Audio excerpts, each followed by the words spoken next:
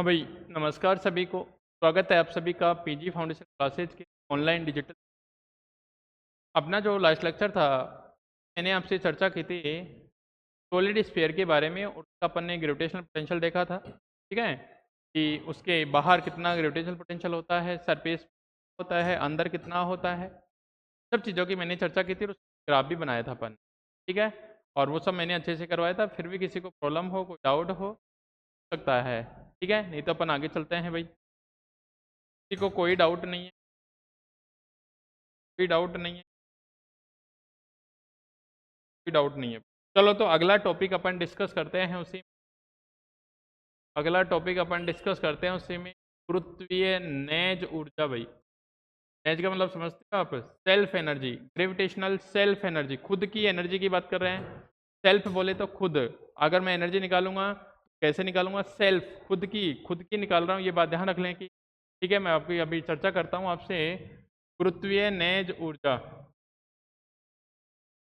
ये नेज ऊर्जा भाई, ठीक है, ग्रेविटेशनल सेल्फ एनर्जी बोलते हैं। कैसी एनर्जी है भाई? सेल्फ एनर्जी, सेल्फ एनर्जी है। सेल्फ एनर्जी की बात करूंगा। ठीक है, देखो सेल्फ एनर्जी की कैसे बात करूंगा। सबसे पहली बात तो ये जो एनर्जी होती है ठोस गोले के लिए होती है। क्यों? सेल्फ एनर्जी मास एनर्जी की फॉर्म होती है ना। मास है वहाँ एनर्जी हो गया, अगर मास ही नहीं तो एनर्जी कहाँ से निकालोगे? ठीक है, तो पहली बात तो किसकी बात करेंगे अपन? ठोस गोले की बात करें। ठीक है, यहाँ पे ठोस गोले की बात करें। अब देखो, अब अपन ने जो एनर्जी पढ़ी थी वो ऐसे पढ़ी थी भाई, हाँ, यू इक्वल टू, मैंने प्लस माइनस को मत देखना भैया, V इंटू एम, या फिर V इक्वल टू ऐसे पढ़ा था U अपॉन एम। एकांक द्रव्यमान की जो ऊर्जा होती थी, एकांक द्रव्यमान की जो स्थितिज ऊर्जा होती थी, उसी को मैं क्या बोलता था? ग्रेविटेशनल पोटेंशियल बोलता था। उसी को मैं क्या बोलता था? Gravitational potential. प्लस माइन की तरफ मत जाओ। तो अगर मुझे ये चाहिए, एनर्जी चाहिए, तो मुझे एक तो पोटेंशियल चाहिए खुद का, और खुद का ही मास चाहिए। क्या चाहिए? एक तो खुद का पोटेंशियल चाहिए, एक खुद ही का क्या चाहिए? मास। तो मैं सबसे पहले तो खुद के कारण पोटेंशियल निकालूंगा। सॉलिड जो गोला है उसके कारण क्या निकालूंगा? पोटेंशियल निकालूंगा। और पोटेंशियल निकाल के उसका कोई मास निकालूंगा, स्मॉल एलिमेंट का। स्मॉल एलिमेंट का क्या निकालूंगा? मास। और उसको दोनों का प्रोडक्ट करूंगा, और प्रोडक्ट करने के बाद क्या कर दूंगा? इंटीग्रेशन कर दूंगा। प्रोडक्ट करने के बाद क्या कर दूंगा? इंटीग्रेशन कर दूंगा। ठीक है, एक बार के लिए तो थोड़ा सा लिखता हूं मैं, फिर आपको मैं धीरे धीरे समझाऊंगा, है ना। समझने की कोशिश करोगे आप। तो मैं लिखता हूं, माना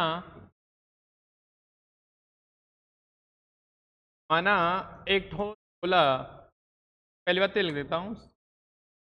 नेज ऊर्जा सॉलिड गोले के लिए ज्ञात की जाती है। ये नेज ऊर्जा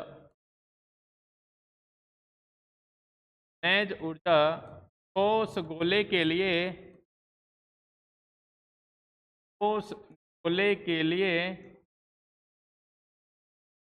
ज्ञात की जाती है। उस गोले के लिए, ठोस गोले के लिए ज्ञात की जाती है। ठीक है, मैं मान लेता हूँ, माना एक ठोस गोला, माना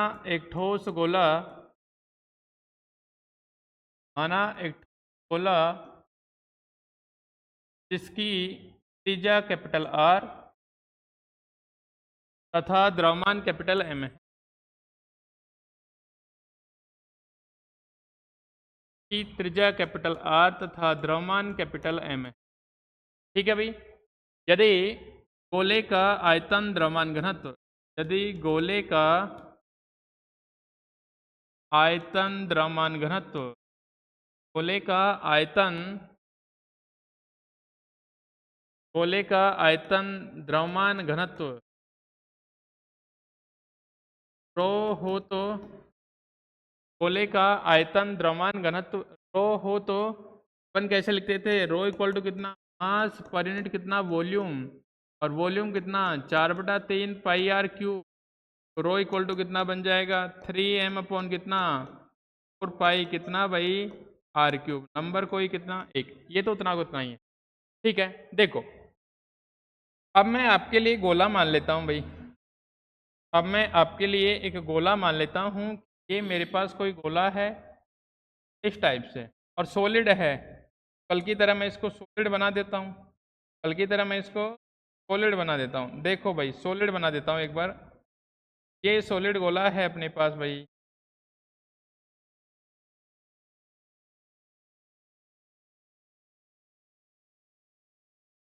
ये अपना क्या है भाई, सॉलिड गोला है, एकदम एकदम सॉलिड है,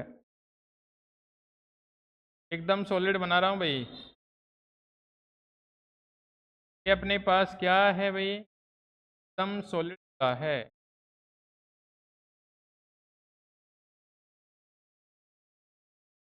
सॉलिड गोला है भाई, देखो ये बना दिया मैंने। क्या भाई कुछ ऊपर नीचे हो तो आप देख लेना, सॉलिड गोला है ना।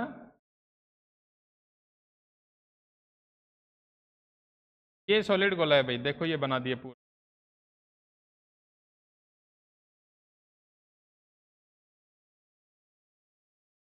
भाई ये सॉलिड गोला है अपना टाइप से।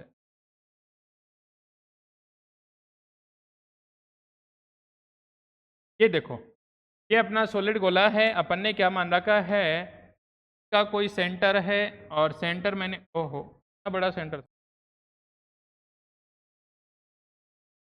हाँ ये इसका क्या है भाई, सेंटर है। इसका क्या है, सेंटर। मैंने इसका सेंटर मान लिया ये ओ है। की रेडियस कितनी मान रखी है, कैपिटल आर। मास कितना है बताओ, कैपिटल एम। मास कितना है बताओ, कैपिटल एम है। ठीक है, तो मैंने क्या किया, इसको डिफरेंट डिफरेंट त्रिज्या की जो कलमाला, डिफरेंट डिफरेंट त्रिज्याओं की गोलीय कोष और dx मोटाई की मान लेता हूँ कि उससे मिलकर बना हुआ है। मैंने क्या किया, मैंने क्या किया देखना भाई, मैंने ये किया कि यहाँ से स्मॉल एक्स, यहाँ से कितना भाई, स्मॉल एक्स, यहाँ से स्मॉल एक्स,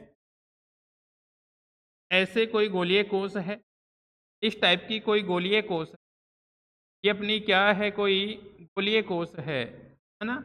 और इसकी थिकनेस अगर मान लेता हूँ कितनी, dx है। अब सुनो, इस गोलीय कोष को मैं दो प्रकार से यूज करूंगा। तो मुझे सेल्फ चाहिए, खुद की एनर्जी चाहिए, मतलब खुद के कारण पोटेंशियल निकालूंगा पहले, और फिर खुद ही का क्या चाहिए, मास। तो मैं क्या करूंगा, इस जो गोलीय कोष, इसके अंदर पूरा मटेरियल ये, तो इसके कारण पोटेंशियल निकालूंगा। जैसे अपन कल निकाला था गोले के कारण पोटेंशियल, गोले के कारण क्या, पोटेंशियल।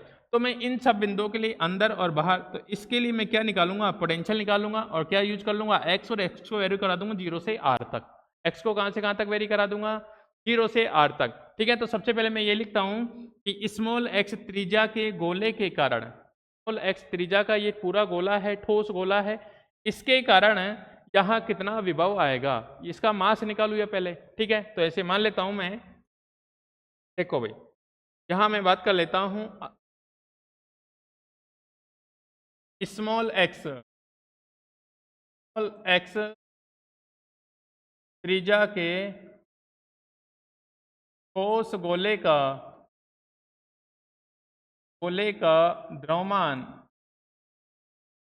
गोले का द्रव्यमान dm हो तो भाई, स्मॉल एक्स त्रिज्या की बात कर रहा हूँ, dm हो तो देखो भाई, रो इक्वल टू रो तो मटेरियल की प्रॉपर्टी, ये बनेगा dm, और नीचे कितना आयतन, 4/3 पाई कितना बताओ, एक्स क्यूब।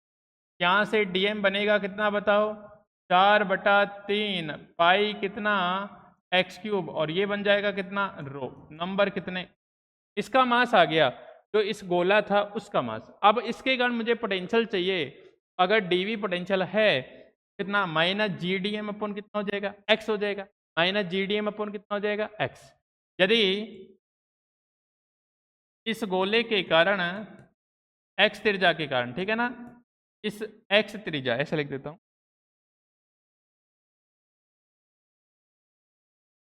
अतः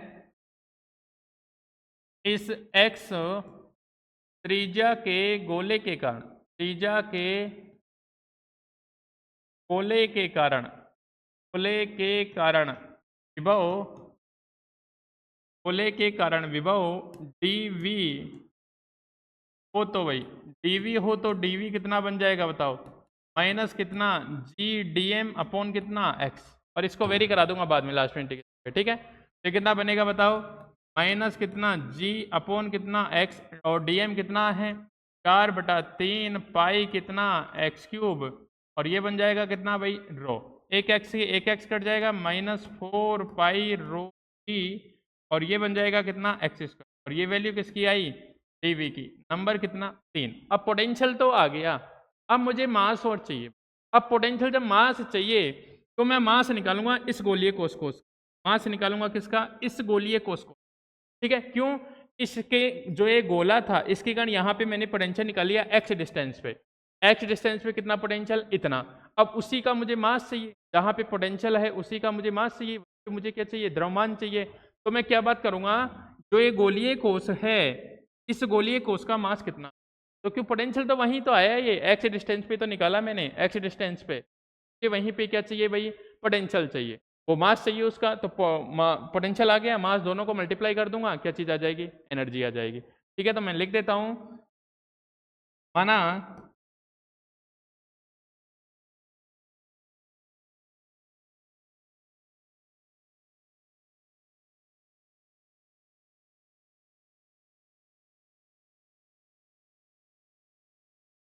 स्मॉल एक्स तथा dx मोटाई की गोलीय कोष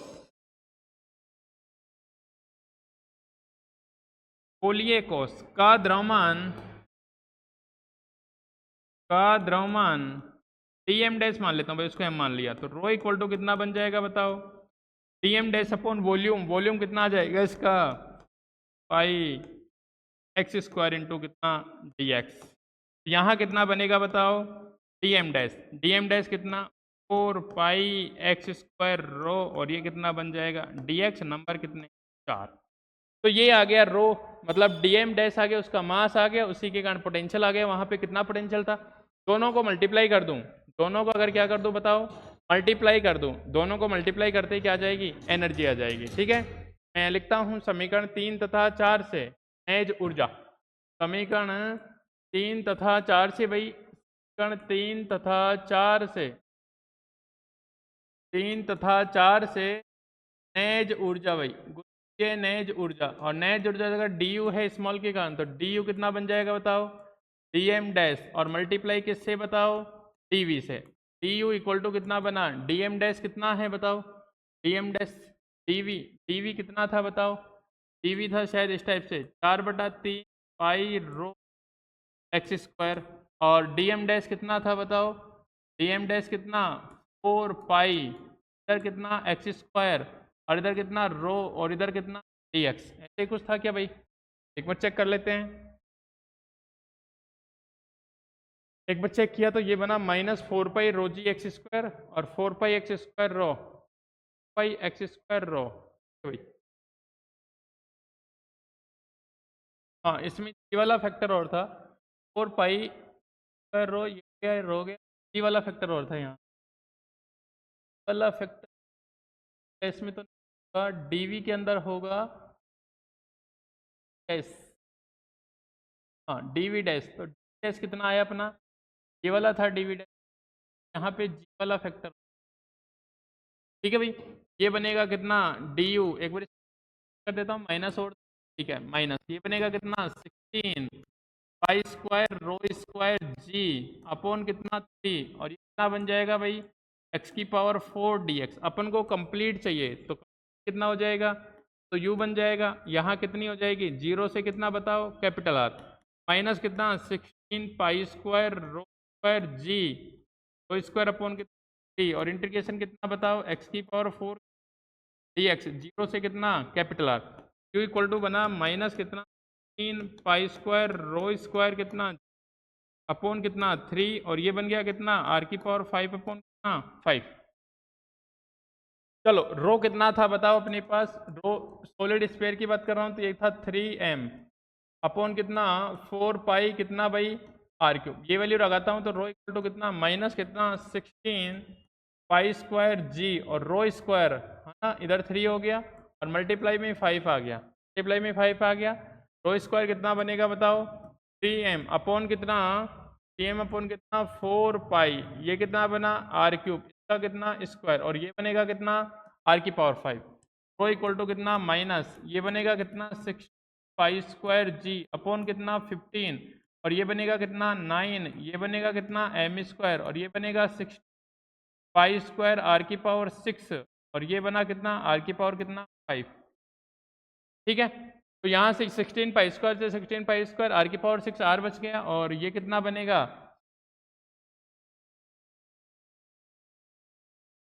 3 3 9 3 5 इक्वल टू बन जाएगा -3/5 जी m² अपॉन कितना r। ये उसकी सेल्फ एनर्जी आएगी और वहाँ कितना पढ़ते थे अपन इलेक्ट्रोस्टेट में 3/5 kq² अपॉन r। 3/5 कितना पढ़ते थे भाई kq² अपॉन r। ये आपकी सेल्फ एनर्जी है भाई, ये क्या है सेल्फ एनर्जी है। ठीक है भाई, लिख दो इसको सेल्फ एनर्जी। फिर अपन इसके बाद इलेक्ट्रोस्टेट की चर्चा करते हैं। ठीक है भाई, ये सेल्फ एनर्जी है। इसके बाद अपन किसकी चर्चा करेंगे इलेक्ट्रोस्टेट, ग्रेविटेशन वाला पोर्शन यहाँ खत्म हो जाता है।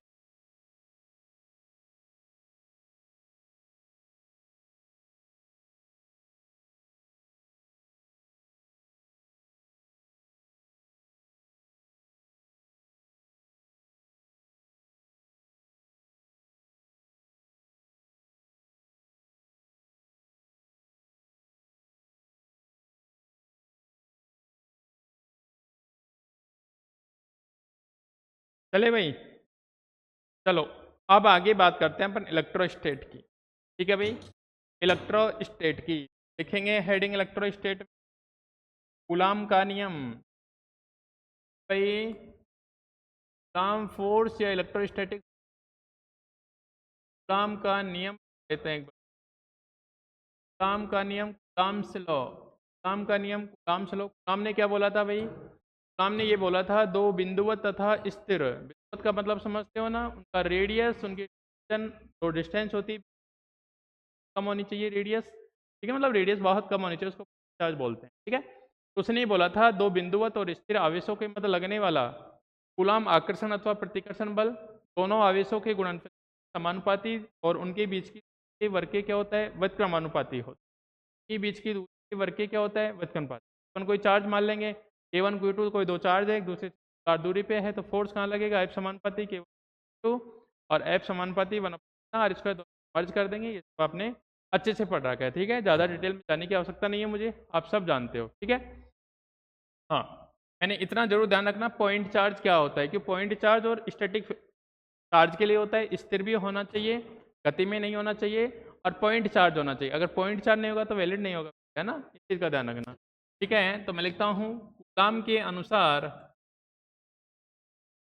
कूलाम के अनुसार, कूलाम के अनुसार तो स्थिर तथा कूलाम के अनुसार दो स्थिर तथा बिंदुवत,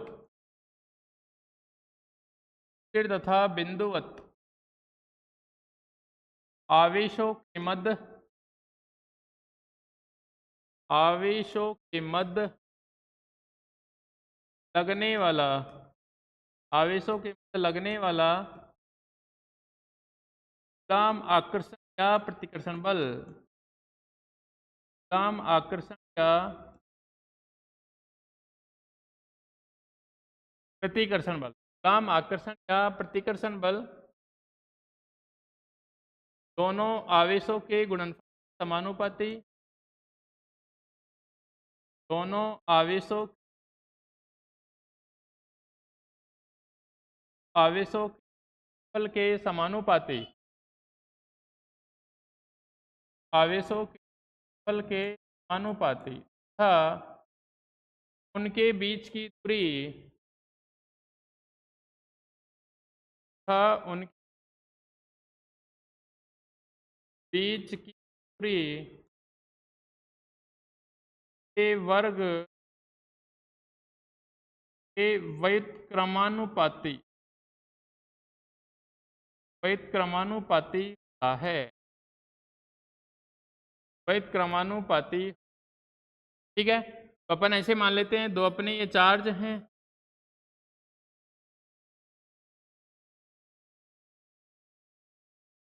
अपन ऐसे मान लेते हैं भाई ये अपने पास दो चार्ज हैं, एक चार्ज ये मान लेता हूँ ये कोई Q1 चार्ज है और एक चार्ज को ये मान लेता हूँ, ये कोई अपने पास कितना है, 2 चार्ज है, एक दूसरे से कितनी दूरी पे, स्मॉल आर दूरी पे स्थित, एक दूसरे से कितनी दूरी पे, स्मॉल आर दूरी पे स्थित है। तब इनके बीच लगने वाला जो कूलाम फोर्स है क्या है, इसकी बात कर लेते हैं। मैं लिख देता हूँ, माना दो आवेश, माना दो आवेश Q1 तथा Q2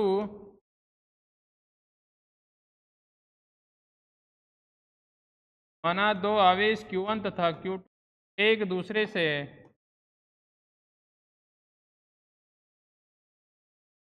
दूसरे से इस r दूरी पर स्थित हैं, एक दूसरे से स्मॉल r दूरी पर स्थित। तब कूलाम के अनुसार, तब कूलाम के अनुसार, और कूलाम के अनुसार क्या भाई, F समानुपाती कितना, Q1 Q2 नंबर एक, और F समानुपाती कितना, 1/r² नंबर। समीकरण 1 और 2 को मर्ज किया मैंने, समीकरण 1 तथा 2 से भाई, समीकरण 1 तथा 2, समीकरण 1 तथा 2 F बन जाएगा समानुपाती अपॉन कितना, r²। समानुपाती का चिन्ह हटा तो k Q1 अपॉन कितना बना, r²। जहाँ k एक समानुपाती क्या है, नियतांक है। देता हूँ k क्या है भाई, 9 × 10⁹ इसकी वैल्यू होती है, टन मीटर स्क्वायर पर कितना, कूलाम स्क्वायर। ठीक है भाई, एक समानुपाती नियतांक होता है, ये क्या होता है, समानुपाती नियतांक होता है, समानुपाती नियतांक होता है। ठीक है, k को ऐसे भी लिखते हैं, चूंकि k इक्वल टू कितना, 1 कितना, पाई एप्सिलॉन नॉट मीडियम के लिए, जहाँ एप्सिलॉन नॉट कितनी होती है, 8.85 10⁻⁴ कितना, -12, और इसका मान कितना होता है भाई, कूलाम स्क्वायर न्यूटन इंटू कितना, मीटर स्क्वायर। बोलते हैं निर्वात की विद्युतशीलता, को बोलते हैं निर्वात की विद्युतशीलता भाई, निर्वात की विद्युतशीलता बोलते हैं, निर्वात की विद्युतशीलता बोलते हैं। एफ को ऐसे भी लिख सकता हूँ, 1 कितना, 4πε0, यहाँ कितना, Q1 Q2 कितना, r², या ऐसे लिखा मिल सकता है k Q1 Q2 अपॉन कितना, r²। इस फॉर्म में भी लिखा मिल सकता है। अगर इसका वेक्टर फॉर्म देखना चाहोगे आप, सदिश रूप, तो सदिश रूप देखो भाई, सदिश रूप में कूलाम का नियम देता हूँ, सदिश रूप, सदिश इस रूप में बात करूं इसकी, एफ वेक्टर कितना बन जाएगा भाई, k Q1 Q2 अपॉन कितना, r², और आता है प्लस माइनस r कैप। ठीक है, अट्रैक्शन के साथ साथ क्या होता है, रिपल्सिव भी होता है, इसलिए माइनस साइन आता है किसके लिए, माइनस साइन अट्रैक्शन के लिए आता है, और प्लस साइन किसके लिए आता है, आता है। प्लस साइन किसके लिए, रिपल्सन। माइनस का मतलब अपनी ओर खींचेगी, मतलब खुद की तरफ माइनस r कैप डायरेक्शन, अपनी से दूर प्लस r कैप डायरेक्शन। ठीक है भाई, तो अब मैं बात करता हूं केंद्रीय बलों की परिभाषा से। देखना भाई, केंद्रीय बलों की परिभाषा से, केंद्रीय बलों की परिभाषा से या व्यापक समीकरण से, हाँ, केंद्रीय बलों की परिभाषा से। अपन ने सेंट्रल फोर्स पढ़े थे, उनमें ये पढ़ा था F इक्वल टू कितना, k अपॉन कितना, r⁴n, और ये पढ़ा था प्लस माइनस कितना, r कैप, या फिर इसको ऐसे पढ़ा होगा, plus minus k r⁴ - n r cap. इसके लिए बात करता हूँ, इसके लिए देखना भाई, यहाँ मैंने मान लिया, माना k डैश, k तो पहले से था, उसको k डैश मान लिया, k Q1 Q2 है, एफ वेक्टर कितना बन जाएगा भाई, k डैश, और ये बन जाएगा कितना, r², और ये बन जाएगा प्लस माइनस कितना, r कैप। कैसे लिख दूं मैं, plus minus k dash r⁻² r cap. मतलब ये फोर्स भी कैसा फोर्स है, सेंट्रल फोर्स। कूलाम फोर्स कैसा फोर्स है, सेंट्रल फोर्स है। कूलाम फोर्स कैसा फोर्स है भाई, सेंट्रल फोर्स है। तो मैं लिख दूं, अतः कूलाम बल एक केंद्रीय बल है, अतः कूलाम बल, अतः कूलाम बल एक केंद्रीय बल है, कूलाम बल एक केंद्रीय बल है, कूलाम बल एक केंद्रीय बल है भाई। कूलाम बल क्या है, एक केंद्रीय बल है। ठीक है, कूलाम बल क्या है भाई, एक केंद्रीय बल। और केंद्रीय बल क्या होते हैं, संरक्षी होते हैं। और चूंकि केंद्रीय बल संरक्षी बल होते कि केंद्रीय बल संरक्षी बल होते संरक्षी बल होते हैं केंद्रीय बल संरक्षी बल होते हैं, अतः काम बल भी संरक्षी बल होगा। अतः काम बल भी संरक्षी बल होगा। काम बल भी संरक्षी काम बल भी क्या होगा भाई? संरक्षी बल। ठीक है भाई, मतलब इसको माइनस ग्रेडियंट ऑफ यू लिख देंगे, कर्ल निकालेंगे तो 0 हो जाएगा, तो भी है। ठीक है भाई, तो ये अपना क्या था? Coulomb force. ये अपना क्या था भाई? कूलाम फोर्स की बात हो गई अपनी। चलो अब अपन बात कर लेते हैं इसी में विद्युत क्षेत्र की तीव्रता। ठीक है, जैसे वहां अपन ने गुरुत्वीय विभव की तीव्रता पढ़ी थी, वैसे ही इसके लिए बात कर लेते हैं अपन। आगे हेडिंग लिखेंगे विद्युत क्षेत्र की तीव्रता। विद्युत क्षेत्र तीव्रता भाई, ठीक है। Electric field intensity. देखो मैं क्या बोलता हूँ, आपने परिभाषा ऐसे पढ़ी होगी, विद्युत क्षेत्र स्थानांक परीक्षण आवेश पर लगने वाला बल। सबसे पहले तो टेस्टिंग चार्ज क्यू नॉट। परीक्षण आवेश क्या होता है मैं बता देता हूँ। परीक्षण आवेश एक अल्प धनात्मक चार्ज होता है। अल्प बोले तो बहुत ही कम धनात्मक होता है। उसके इफेक्ट से किसी दूसरे चार्ज पे फोर्स वगैरह उस पर कोई इफेक्ट नहीं होता, मतलब नेग्लिजिबल इफेक्ट होता है, कोई इफेक्ट नहीं पड़ता है। ऐसा एक चार्ज होता है, अल्प धनात्मक एक चार्ज होता है, पॉजिटिव होता है और बहुत मिनिमम होता है।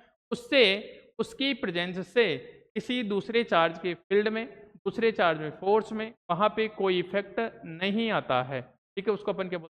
टेस्टिंग चार्ज बोलते हैं। टेस्टिंग चार्ज का मतलब अपन को ये टेस्ट करने के लिए काम आता है कि वहाँ पे कोई चार्ज है या नहीं है, ऐसा हल्का सा टेस्ट करने। बाकी उसकी वजह से कोई डिस्टर्बेंस नहीं होता है, उसको अपन क्या बोलते हैं? टेस्टिंग चार्ज, परीक्षण आवेश बोलते हैं। ठीक है, तो देखो मैं ऐसे बात कर लेता हूं, अपने पास कोई एक चार्ज था Q। ठीक है, इस चार्ज का कोई एक क्या होगा बताओ? फील्ड होगा या नहीं होगा? इस चार्ज का कोई एक फील्ड होगा। मान लो मैंने यहाँ r डिस्टेंस मानी।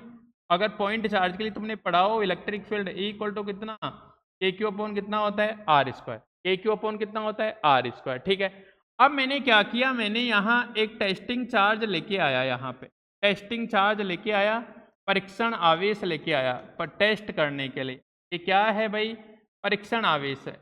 ये क्या है अपना? परीक्षण आवेश है। परीक्षण आवेश मैंने बोल दिया अल्प धनात्मक चार्ज होता है, किसी कोई फर्क नहीं। ठीक है, तो अगर ये मैं यहाँ लेके आया, यहाँ आ गया, तो दोनों चार्ज के बीच फोर्स कितना लगा? दोनों चार्ज के बीच ये ऐसे हो गया, मैं ऐसे मान लूँ ये Q था और यहाँ मैं इसको R डिस्टेंस पे कोई एक क्या आ गया? Q नॉट आ गया। तब इनके बीच फोर्स कितना लगेगा? F इक्वल टू कितना? Q नॉट अपॉन कितना? R स्क्वायर, और ये बन गया कितना? F R vector. मैंने क्या लिखा? एकांक परीक्षण आवेश पर लगने वाला क्या होता है? बल। तो एकांक परीक्षण आवेश किया मैंने, तो F वेक्टर अपॉन कितना कर दूं? Q नॉट कर देता हूँ। F वेक्टर अपॉन कितना कर दूं? Q not. ये बनेगा कितना? KQ अपॉन कितना? R स्क्वायर और R कैप, और यही क्या है? Electric field. यही क्या होता है? Electric field. तो F वेक्टर अपॉन कितना बनेगा? Q not. लेकिन यहाँ एक लिमिट होती, नॉट टेंस टू कितना? 0। Q नॉट कितना? टेंस टू नॉट कितना? Tends to 0। अगर Q नॉट को कोई Q से रिप्लेस कर दूं, E वेक्टर को ऐसे लिख सकता हूं मैं, F वेक्टर अपॉन कितना? Q। F vector equal to कितना आ जाएगा? प्लस वाला और Q। अगर पॉजिटिव चार्ज है तो फोर्स लगेगा इलेक्ट्रिक फील्ड की, पॉजिटिव चार्ज है फोर्स लगेगा इलेक्ट्रिक फील्ड की दिशा में। अगर नेगेटिव चार्ज हो गया तो फोर्स लगेगा इलेक्ट्रिक फील्ड के अपोजिट दिशा में। फोर्स लगेगा किधर? इलेक्ट्रिक फील्ड के अपोजिट दिशा में। तो मैं इसमें परिभाषा लिख दूं आपके लिए, देखो मैं परिभाषा लिख देता हूं आप। हाँ देखो, तो यहाँ परिभाषा क्या है? अतः विद्युत क्षेत्र में स्थित,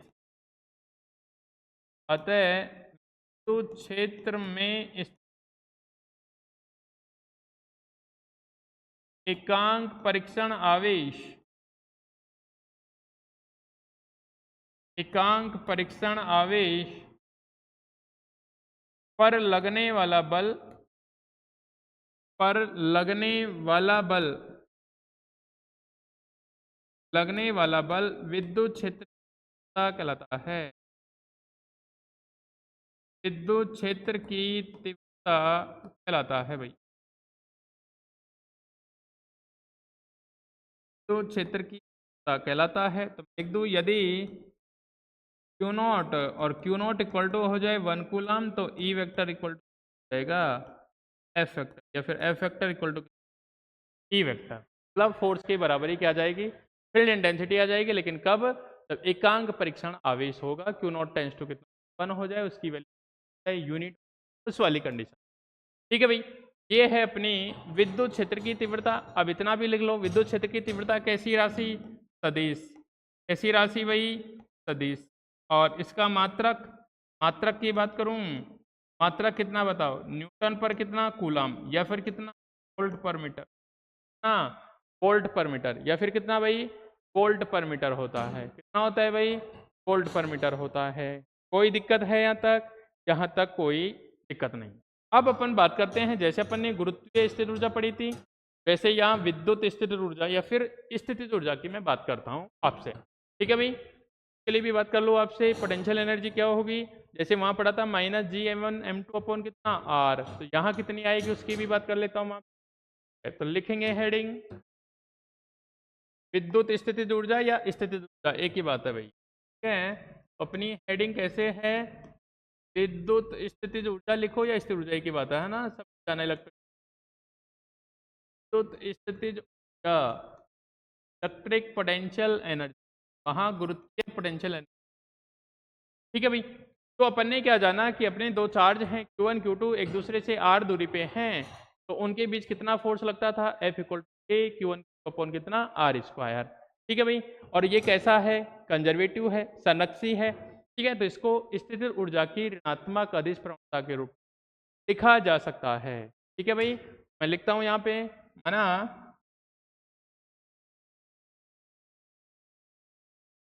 माना आवेश,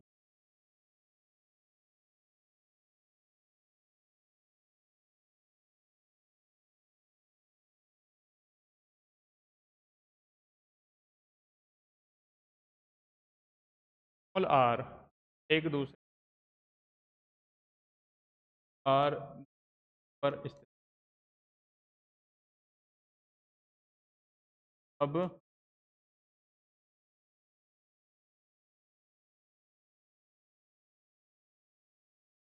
अब काम्बल से लगने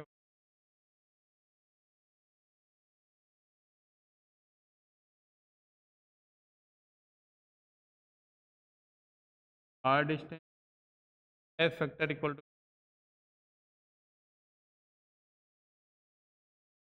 आर स्क्वायर आर के।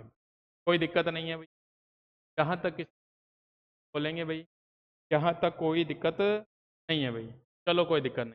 अब देखो, एफ फैक्टर कैसा है, केंद्रीय बल है। केंद्रीय बल क्या होते हैं, संरक्षी बल होते हैं। और तो संरक्षी बलों को क्या करते हैं अपन, ताकि ऋणात्मक के रूप में लिख सकते हैं कि काम बल, काम बल एक केंद्रीय बल है, काम बल एक केंद्रीय बल है, तथा केंद्रीय बल संरक्षी बल होता है, पढ़ा रखा है मैंने,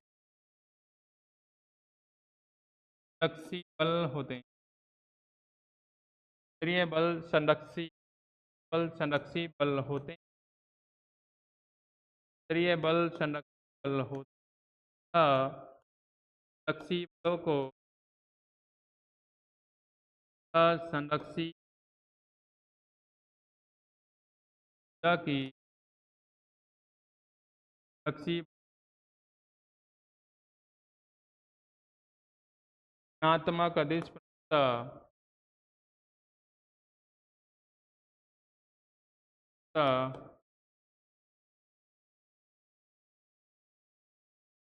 के रूप लिखा जा सकता है। जा सकता के रूप में लिखा जा सकता है, अर्थात एफ वेक्टर इक्वल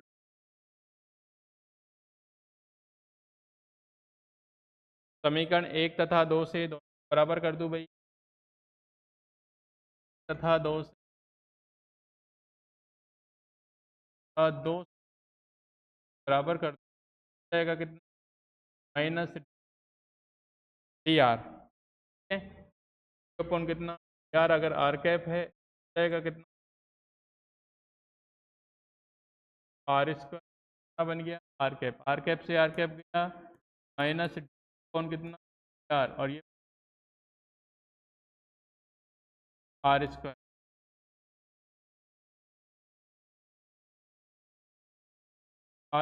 और ये जाएगा डी आर, इधर फाइनाइट से स्मॉल आर, तो जाएगा यू का इंटीग्रेशन कितना बन जाएगा, आर, तो यू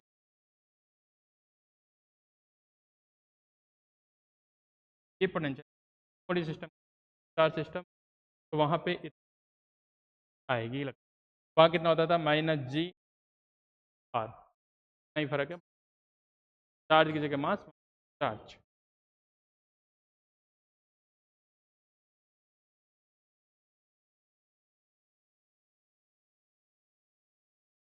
लिख दो भाई जल्दी से, और चलते हैं थोड़ा सा,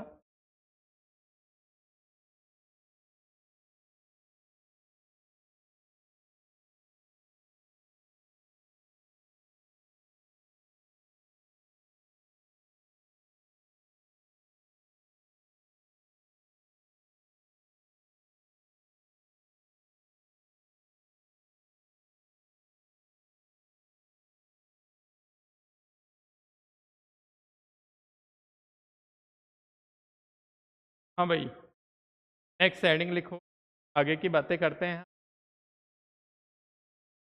आगे बातें हैं अपनी शुद्ध विभव तथा विभवांतर की बात कर लेता हूँ, विभव तथा विभवांतर,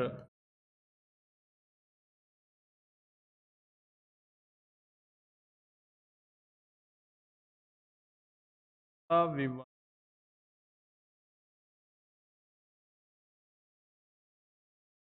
तो विद्युत विभव तो किसी पॉइंट पे होता है और विभव होता है डिफरेंस, ठीक है, तो अपन ऐसे परिभाषा लिखेंगे, विद्युत क्षेत्र में स्थिरांक आवेश को, विद्युत क्षेत्र में या फिर ऐसे लिखेंगे, स्थिरांक आवेश ना, अनंत से विद्युत क्षेत्र में स्थित तक लाने में किया गया कार्य, तो ऐसे लिखेंगे, या फिर ऐसे बोलेंगे कि एकांक आवेश को एक बिंदु तक विस्थापित करने में किया गया कार्य है, एक बिंदु स्थापित करने में किया गया कार्य है, किया गया कार्य क्या कहलाता है भाई, एकांक आवेश की बात करूंगा, एकांक आवेश की बात, ठीक है, तो मैं पहले लिखता हूँ विभव की विभवांतर की लिख देता हूँ, विभवांतर क्या होता है भाई, विभवांतर, विभवांतर क्या होता है, परिभाषा है भैया ना, अपन पोटेंशियल की पढ़ी थी वैसे ही, मैं लिखता हूँ विद्युत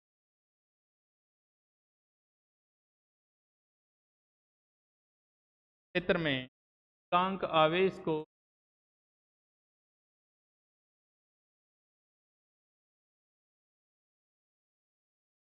एकांक आवेश, एकांक आवेश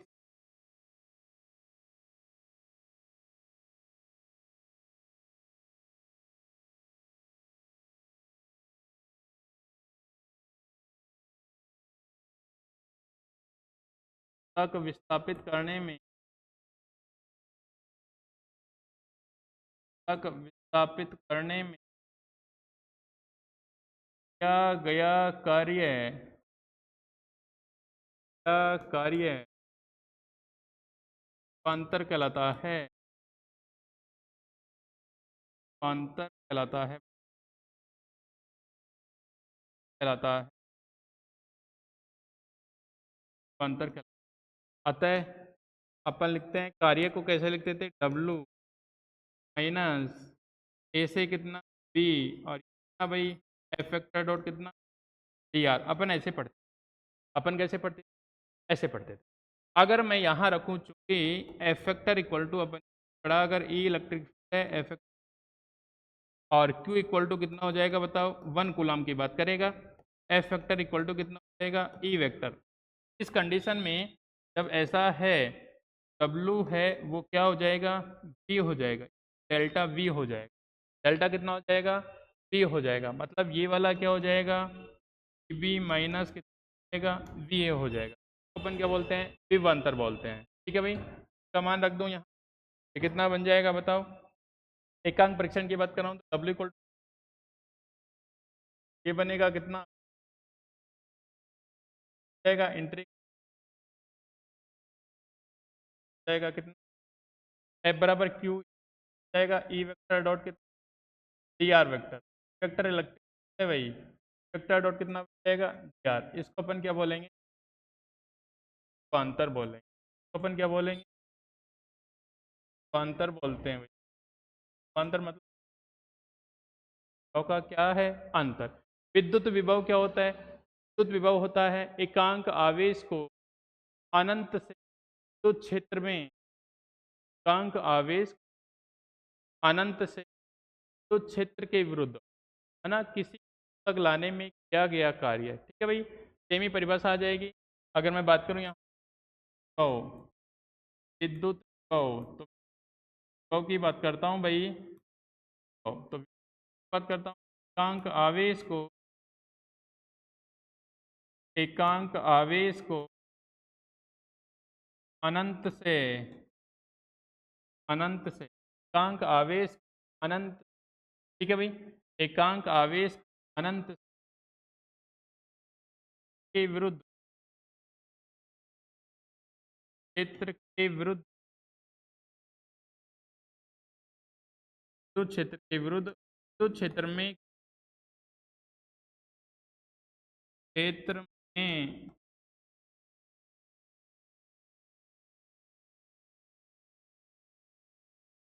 लाने में किया गया कार्य, लाने में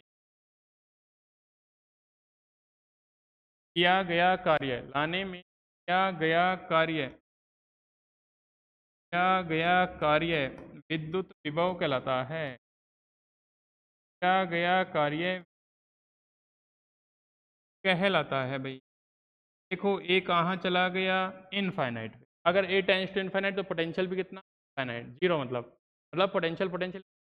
ठीक है, तो मैं लिख देता हूँ चूंकि ए टेंस टू कहाँ हो इनफाइनाइट पे, वी ए कोई पोटेंशियल है तो वी ए कितना हो जाएगा ना? ये बन जाएगा कितना V माइनस कितना फाइनाइट से R और ये हो जाएगा कितना डॉट कितना डी आर वेक्टर डॉट कितना, ये पोटेंशियल आएगा वहाँ पे।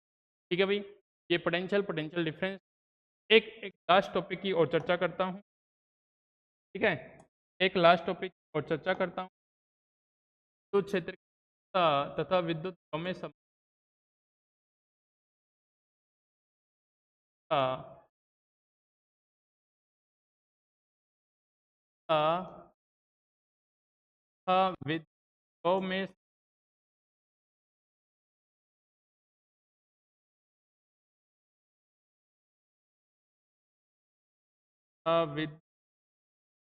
देखो भाई, देखो मैं बात करता हूँ किसी आवेश के कारण,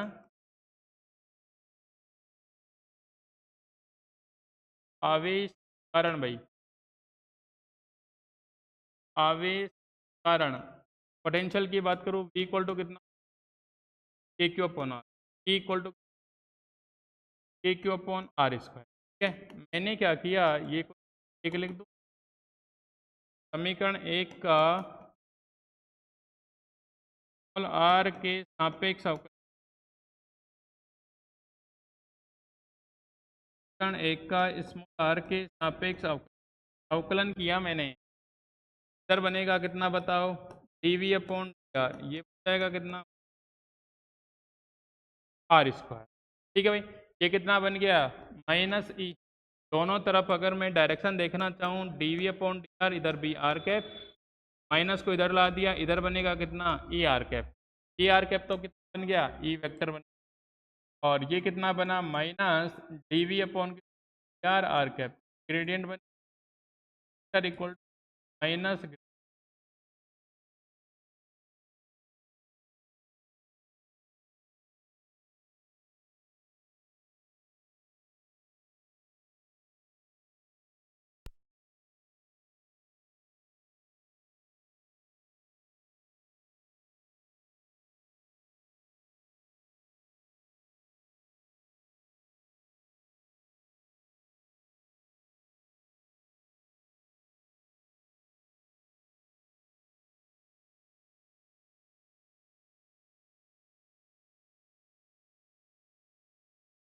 हाँ भाई, E इक्वल टू कितना आ गया माइनस ग्रेडियंट ऑफ V आ गया, और ऐसे ही अपन ने वहाँ पढ़ा था इलेक्ट्रोस्टैटिक को, मैं अपना ग्रेविटेशनल के अंदर वहाँ ई जी माइनस डेल्टा वी जी पढ़ा था। ठीक है भाई, तो ये टॉपिक है, यहाँ इलेक्ट्रोस्टैटिक वाला इतने ही टॉपिक हैं आपके, इतने वाले टॉपिक भी खत्म हो जाते है ना। वहाँ गोले को वाला इलेक्ट्रो वो ग्रेविटेशनल के लिए ही है, यहाँ पे नहीं।